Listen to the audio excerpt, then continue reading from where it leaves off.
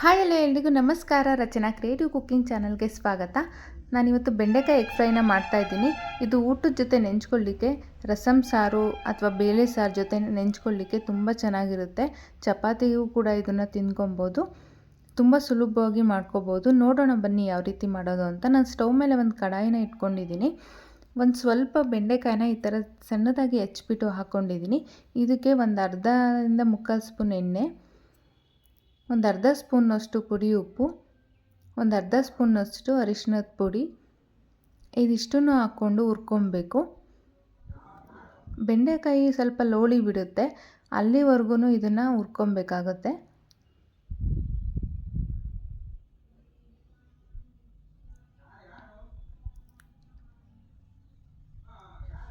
ಈಗ ನೋಡಿ, ಅದು ಲೋಳಿ ಥರ ಬಿಡೋದಕ್ಕೆ ಸ್ಟಾರ್ಟ್ ಆಗಿದೆ, ನೀವಿಲ್ಲಿ ನೋಡ್ಬೋದು.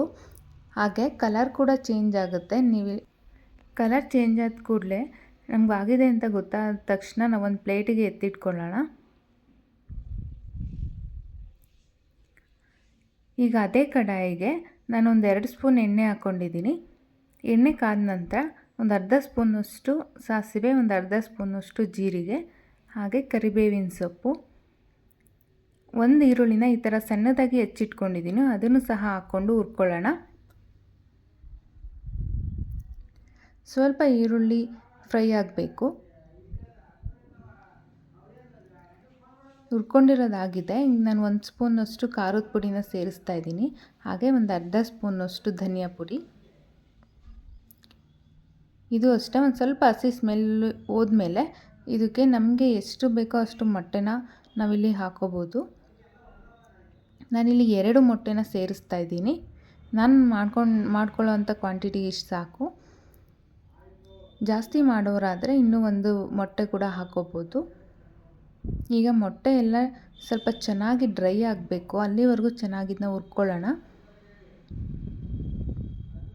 ಈಗಲೇ ನಾನು ರುಚಿಗೆ ತಕ್ಕಷ್ಟು ಉಪ್ಪನ್ನು ಸಹ ಸೇರಿಸ್ಕೊತಾ ಇದ್ದೀನಿ. ಬೆಂಡೆಕಾಯಿಗೂ ಕೂಡ ಹಾಕ್ಕೊಂಡಿದ್ದೀನಿ.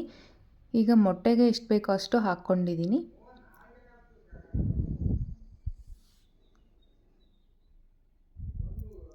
ನೋಡಿ, ಚೆನ್ನಾಗಿ ಮೊಟ್ಟೆ ಹುರ್ಕೊಬೇಕು. ಅದು ಸ್ವಲ್ಪ ಉಡಿ ಥರ ಆಗುತ್ತೆ, ಅಲ್ಲಿವರೆಗೂ ಹುರ್ಕೊಬೇಕಾಗುತ್ತೆ.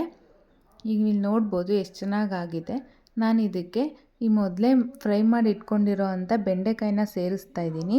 ಇದು ಬೆಂಡೆಕಾಯಿನ ಹಾಕಿದ ಮೇಲೆ ಜಾಸ್ತಿ ಹೊತ್ತೇನು ಇದನ್ನ ಫ್ರೈ ಮಾಡ್ಕೊಳ್ಳೋ ಅವಶ್ಯಕತೆ ಇಲ್ಲ, ನಾವು ಆವಾಗಲೇ ಹುರ್ಕೊಂಡಿರೋದ್ರಿಂದ.